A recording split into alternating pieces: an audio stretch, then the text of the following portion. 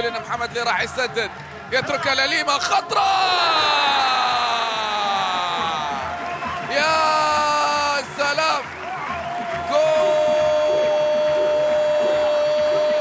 نصراوي راح عن طريق ليوناردو ليما.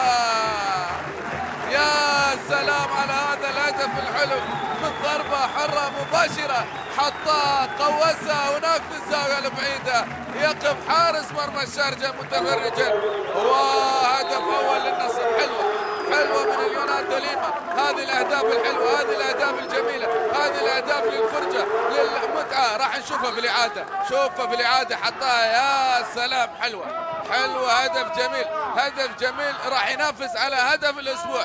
بالنسبة للأسبوع الحالي، بالنسبة للأسبوع ال17 النصر يسجل الهدف الأول، النصر يسجل الهدف الأول من ضربة حرة عن طريق ليما. شوفها في الإعادة، شوفها كيف حطها، شوف الجمالية، شوف الروعة من جانب اللاعب